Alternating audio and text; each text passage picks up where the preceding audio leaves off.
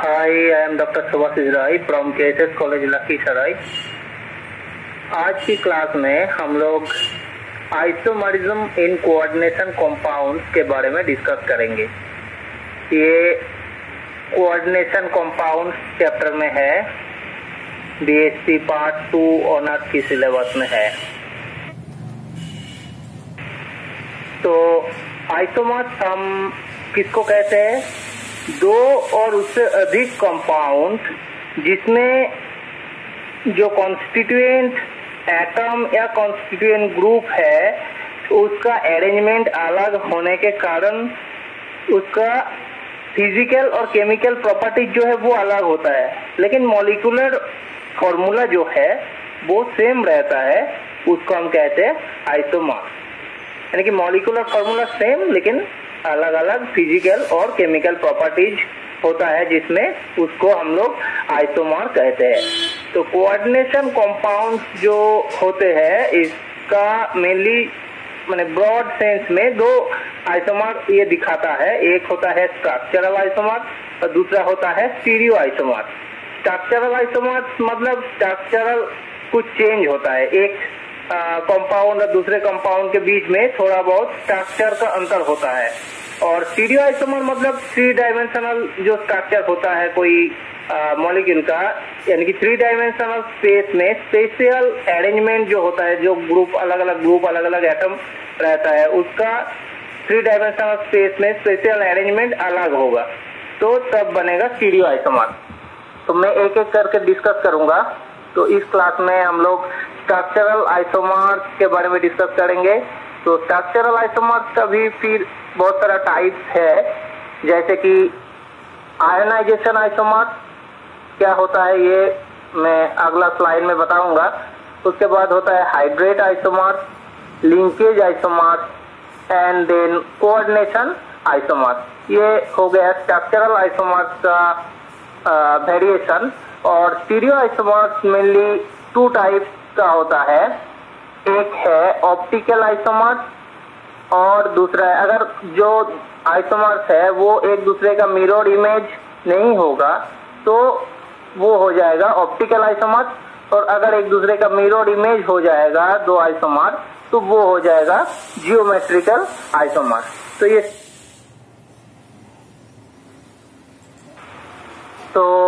First of all ionization isomer कब बनता है? ये आयनाइजेशन आइसोमर जब कोई कोऑर्डिनेशन कंपाउंड में जो काउंटर आयन होता है वो भी एक पोटेंशियल डोनर है, यानी कि वो भी मेटल को अपना इलेक्ट्रॉन डोनेट करके बॉन्ड बना सकता है। तब कभी कभी ऐसा होता है कि जो काउंटर आयन है वो डिस्प्लेस होके कोऑर्डिनेशन स्फीयर के अंदर आ जाता है, और कोऑर्डिनेशन स्फीयर के अंदर जो लिगेंड रहता है वो चला जाता है बाहर एज ए काउंटर आयन। तो ऐसा स्थिति जब अराइज करता है तो बनता है आयनाइजेशन आइसोमर। तो ये आइसोमर में क्या होता है, एक या एक से अधिक लिगेंड जो सेंट्रल मेटल एटम के साथ जुड़ा हुआ है वो अपना जगह चेंज करता है, एक्सचेंज करता है काउंटर आयन के साथ, यानी कि वो चला जाता है काउंटर आयन के रूप में बाहर, और काउंटर आयन जो है बाहर मतलब आउटसाइड द कोऑर्डिनेशन स्फीयर वो चला आता है कोऑर्डिनेशन स्फीयर के अंदर। जैसे कि यहाँ पे एग्जांपल एक दिया हुआ है, एक coordination compound CONO3 NH3 5SO4। तो यहाँ पे सल्फेट जो है ये एक काउंटर आयन है जो कि कोऑर्डिनेशन स्फीयर के बाहर है, और बाकी कोऑर्डिनेशन स्फीयर के अंदर नाइट्रेट और एमोनिया ये सब लिगेंड है। तो क्या हो सकता है, ये जो सल्फेट काउंटर एनायन है ये कोऑर्डिनेशन स्फीयर के अंदर आ सकता है, क्योंकि ये एक पोटेंशियल डोनर है। मेटल आयन को ये अपना इलेक्ट्रॉन डोनेट करके बॉन्ड बना सकता है। तो ये अंदर आ जाएगा, और अंदर से जैसे यहाँ पे हुआ है नाइट्रेट जो आयन था अंदर कोऑर्डिनेशन स्फीयर के अंदर वो चला गया बाहर। तो ऐसे करके अपना पोजीशन चेंज करके एक आइसोमरिज्म एराइज कर सकता है। यहाँ पे दोनों का जो केमिकल फॉर्मूला है सेम, लेकिन स्ट्रक्चरल चेंज हुआ है। यहाँ पे जैसे कि आयन का चेंज हो रहा है, सल्फेट और नाइट्रेट आयन के बीच में पोजीशन जो है वो चेंज हो रहा है, इसीलिए इसको हम कहेंगे आयोनाइजेशन आइसोमर। यहाँ पे भी दिया हुआ है नीचे पिक्चर, एक पिक्चर में, तो इसमें भी CONH3 Br है, ये कोऑर्डिनेशन माने 5 एमोनिया लिगेंड है और एक ब्रोमाइड है कोऑर्डिनेशन स्फीयर के अंदर और बाहर है सल्फेट। और दूसरा जो इसका आइसोमर है उसमें सल्फेट अंदर आ जा रहा है और ब्रोमाइड जो है वो बाहर चला गया। तो ऐसे करके जो आइसोमर बनता है उसको हम कहेंगे आयनाइजेशन आइसोमर। नेक्स्ट है हाइड्रेट आइसोमर। ये कैसे अराइज करता है? हाइड्रेट आइसोमर बनता है तब जब कोई कोऑर्डिनेशन कंपाउंड में H2O मॉलिक्यूल, यानी कि और हम लोग कह सकते हैं कि सॉल्वेंट मॉलिक्यूल, ये इसका जब डिफरेंस हो जाएगा as a ligand in the coordination sphere and as crystalline water molecule outside the coordination sphere, जब डिफरेंस होगा अलग अलग कंपाउंड में अलग अलग नंबर में रहेगा तब अराइज करेगा हाइड्रेट आइसोमर। ये एग्जांपल हम दिखाएंगे तब क्लियर होगा। जैसे कि एक कंपाउंड है क्रोमियम हेक्सा एक्वा क्रोमेट 3 है, इसमें इसका कलर है वायलेट। तो इसमें वाटर मॉलिक्यूल है 6 as a ligand inside the coordination sphere और आउटसाइड कोऑर्डिनेशन स्फीयर कोई वाटर मॉलिक्यूल नहीं है, यानी कि कोई क्रिस्टलाइन वाटर मॉलिक्यूल इसमें नहीं है। उसके बाद वाला स्ट्रक्चर हम देखेंगे तो उसका फॉर्मूला है CrCl H2O5 Cl2.H2O, यानी कि यहाँ पे क्या हुआ, एक वाटर मॉलिक्यूल बाहर चला गया, अंदर से बाहर चला गया, कोऑर्डिनेशन स्फीयर से बाहर चला गया और बाहर से एक क्लोराइड अंदर आ गया। तो इसका कलर जो अगर हम देखेंगे तो पहला वाला जो था उस कंपाउंड का कलर था वायलेट। नेक्स्ट कंपाउंड जिसमें एक क्रिस्टलाइन वाटर है उसका कलर है पेल ग्रीन। तो इसमें क्या हुआ कि नंबर ऑफ लिगेंड, मतलब H2O ligand inside the coordination sphere and outside the coordination sphere as crystalline water molecule अलग है। पहला वाला जो कंपाउंड था उसमें कोई क्रिस्टलाइन वाटर नहीं था, सेकेंड वाला में एक है और थर्ड कंपाउंड जो है उसका स्ट्रक्चर हम देखेंगे तो CrCl2H2O4Cl.2H2, यानी कि इसमें 2 क्रिस्टलाइन वाटर मॉलिक्यूल है और अंदर में कोऑर्डिनेशन स्फीयर के अंदर में 4 वाटर मॉलिक्यूल है। तो नंबर ऑफ वाटर मॉलिक्यूल यहाँ पे चेंज हो रहा है। तो इस टाइप का जो आइसोमर है इसको हम कहेंगे हाइड्रेट आइसोमर।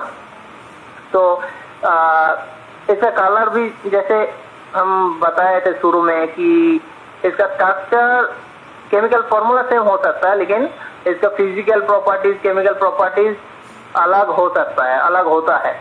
तो इसमें जैसे कलर जैसे हम देखते हैं कि अलग अलग कलर है इसका, एक का है वायलेट पहला वाला, सेकेंड जो है इस कंपाउंड का कलर है पेल ग्रीन और थर्ड कंपाउंड जो है इसका कलर है ग्रीन।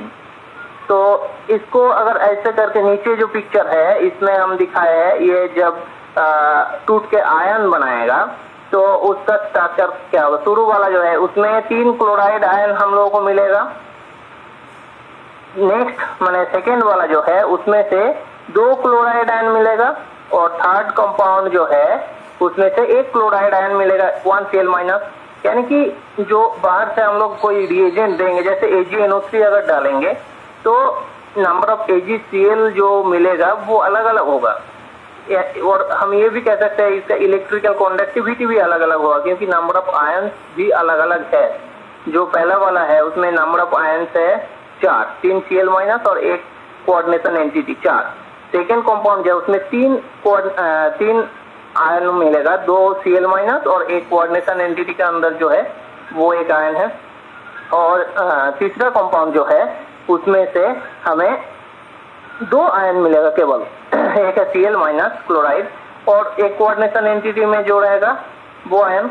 तो अलग अलग, और हम लोग अगर H2SO4 कॉन्सेंट्रेट H2SO4 देंगे बाहर से एज ए रिएजेंट, तो हम जानते हैं कि ये एक डिहाइड्रेटिंग एजेंट है। तो क्रिस्टलाइन वाटर अगर रहता है तो उसको एब्जॉर्ब कर लेता है। तो शुरू वाला जो कंपाउंड है वायलेट कलर का, तो उसमें कोई क्रिस्टलाइन वाटर नहीं है, तो उसमें अगर H2SO4 कॉन्सेंट्रेट H2SO4 हम लोग डालेंगे तो कोई H2O मॉलिक्यूल एब्जॉर्ब नहीं होगा। सेकेंड वाला जो है उसमें एक वाटर मॉलिक्यूल एब्जॉर्ब होगा और तीसरा कंपाउंड जो है उसमें से 2 वाटर मॉलिक्यूल एब्जॉर्ब होगा H2SO4 के द्वारा। नेक्स्ट है लिंकेज आइसोमर। तो ये कैसे बनता है? ये कोई कोऑर्डिनेशन कंपाउंड में जब एम्बिडेंटेड लिगैंड होता है तब ये लिंकेज आइसोमर्स बनता है। तो क्या होता है ये एम्बिडेंटेड लिगैंड?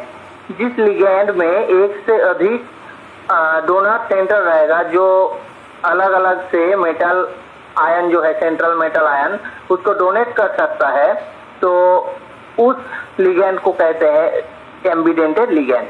तो एम्बिडेंटेड लिगैंड रहेगा, तो जैसे एग्जांपल है एम्बिडेंटेड लिगैंड का HCN माइनस, इसमें सल्फर जो सेंटर है उस सेंटर से भी मेटल के साथ बॉन्ड बन सकता है और नाइट्रोजन जो सेंटर है उस सेंटर के साथ भी मेटल का बॉन्ड बन सकता है।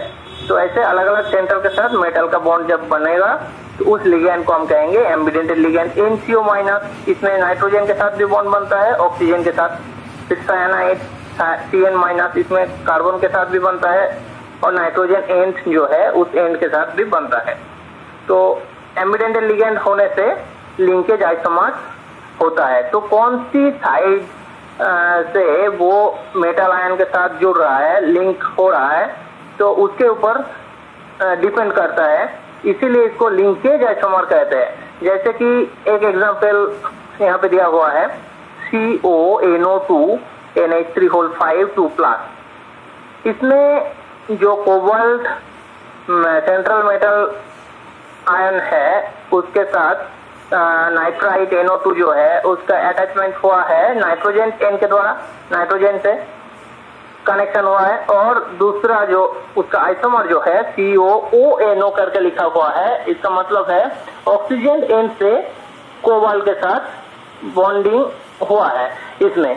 तो इसको हम लोग ये जो है NO2 ये भी एक एम्बिडेंटेड लिगैंड है। तो एक बार क्या हुआ, नाइट्रोजन एन के साथ इस कोबाल्ट का बॉन्ड हुआ और सेकेंड टाइम में क्या हुआ कि ऑक्सीजन एन के साथ हुआ है। तो अलग अलग, जैसे यहाँ नीचे और एक फिगर दिया हुआ है उसमें दिखाया गया है कि जब नाइट्रोजन एन से हुआ है उसको हम लोग नाइट्रो कह रहे हैं और ऑक्सीजन एन से जब हो रहा है नाइट्राइट्रो इसको कह रहे हैं। तो ऐसे करके अलग एक लिगैंड जिसका एक से अधिक डोनर सेंटर रहेगा और वो अलग अलग डोनर सेंटर से मेटल एटम के साथ या मेटल आयन के साथ बॉन्ड बना सकता है, उसको एम्बिडेंटेड लिगैंड कहेंगे। और जिसमें ये एम्बिडेंटेड लिगैंड होगा जिस कंपाउंड में, वो जो आइसोमर शो करता है उसको हम कहेंगे लिंकेज आइसोमर। नेक्स्ट है कोऑर्डिनेशन आइसोमर। तो ये कोऑर्डिनेशन आइसोमर कैसे बनता है? जब कोई कोऑर्डिनेशन कंपाउंड में 2 एंटिटीज यानी कि कैटायनिक एंटिटी और एनायनिक एंटिटी, ये दोनों एंटिटीज के बीच में लिगैंड का एक्सचेंज होता है तब बनता है कोऑर्डिनेशन आइसोमर। जैसे कि एक एग्जांपल देके मैं दिखा रहा हूँ, CONH3 और CrCN6, इसमें 2 एंटिटीज है, ये कोऑर्डिनेशन कंपाउंड है टोटल मिलके। इसमें 2 कोऑर्डिनेशन एंटिटीज है। पहला वाला जो है ये कैटायनिक एंटिटीज, क्योंकि इसमें जो एमोनिया लिगैंड है ये न्यूट्रल है, और सेकेंड जो है ये एनायनिक एंटिटीज, क्योंकि यहाँ पे साइनाइड लिगैंड जो है ये नेगेटिवली चार्ज, नेगेटिव चार्ज है इसमें। तो इसका जो आइसोमर है कोऑर्डिनेशन आइसोमर, उसका फॉर्मूला लिखा हुआ है यहाँ पे CrNH3 और COCN6, यानी कि पहले जो एमोनिया मॉलिक्यूल था, 6 एमोनिया मॉलिक्यूल, वो था कोबाल्ट मेटल आयन के साथ।